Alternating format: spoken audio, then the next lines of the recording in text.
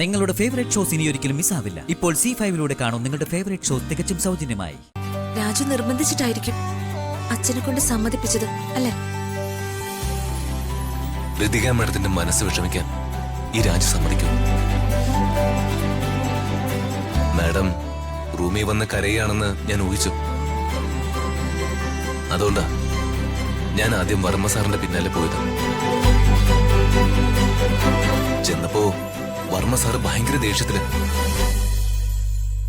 പിന്നെ ഒരു വിധത്തില് പറഞ്ഞ് വർമ്മ സാറ് അവസാനം സമ്മതിച്ചു. അങ്ങനെ ആ അത്ഭുതവും സംഭവിക്കാൻ പോകുന്നു. എന്റെ എല്ലാ പ്രതീക്ഷകളും നഷ്ടമായ ഞാൻ ഈ മുറിയിലേക്ക് കയറി വന്നത്. ഇപ്പോ സമാധാനായി, ഹാപ്പിയായി. എല്ലാ ക്രെഡിറ്റും രാജുവിന് മാത്രം. മാഡം പറഞ്ഞില്ലേ ബർത്ത്ഡേ ആഘോഷം മാഡത്തിന് അത്ഭുതമാണെന്ന്. അതുപോലെ മറ്റ് ചില അത്ഭുതങ്ങളും ഇന്ന് സംഭവിച്ചേക്കാം. എന്ത് സംഭവിച്ചാലും മാഡം ഡിസപ്പോയിന്റ് ആവരുത്. രാജു ഇതെന്തൊക്കെയാ പറയുന്നേ?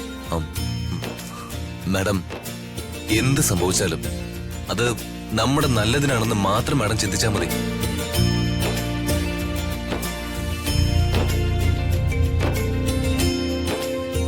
പരീക്ഷയാണ്, നന്നായിട്ട് ആലോചിച്ച് എഴുതിയാൽ മതി.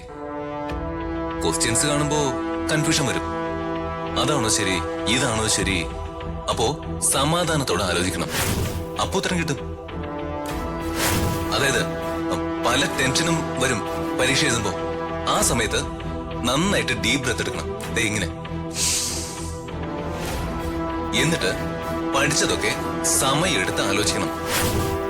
പേടിയേ പാടില്ല. രാജു എന്തെങ്കിലും ഉണ്ടെങ്കിൽ തെളിച്ചു പറ. ഇനി ഇങ്ങനെ കൺഫ്യൂഷൻ ആക്കല്ലേ. മാഡം ഞാൻ ഇപ്പോ പറയുന്നത് മാത്രം കേക്ക്. ഞാൻ മാഡത്തിന് നല്ലത് വരുന്നത് മാത്രമേ ചിന്തിക്കുള്ളൂന്ന് മാഡത്തിന് അറിയാലോ. മാഡത്തിനോട് ദേഷ്യമാണെങ്കിലും വർമ്മ സാറും മാഡത്തിന്റെ കാര്യത്തിൽ എടുക്കുന്ന തീരുമാനങ്ങൾ മാഡത്തിന്റെ നന്മ ഉദ്ദേശിച്ചുകൊണ്ട് മാത്രമായിരിക്കും. അപ്പോ ഇനിയും പ്രശ്നങ്ങൾ ഉണ്ടാവുന്നാണോ രാജു പറഞ്ഞു വരുന്നത്? ഏയ് അല്ലല്ല, എപ്പോഴും പോസിറ്റീവായിട്ട് ചിന്തിക്കണമെന്നാണ് ഞാൻ പറഞ്ഞു വന്നത്. സംഭവിച്ചതെല്ലാം നല്ലതിന്, സംഭവിക്കാൻ പോകുന്നതും നല്ലതിന്. ഓ, രാജു കാഷ്വലായി ഒരു ഉപദേശം തരാൻ ശ്രമിക്കുകയാണല്ലേ?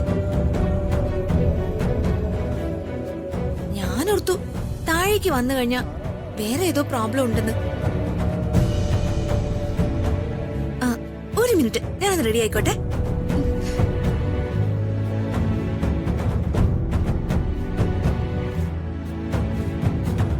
അതരുതിക്കാം മാഡം.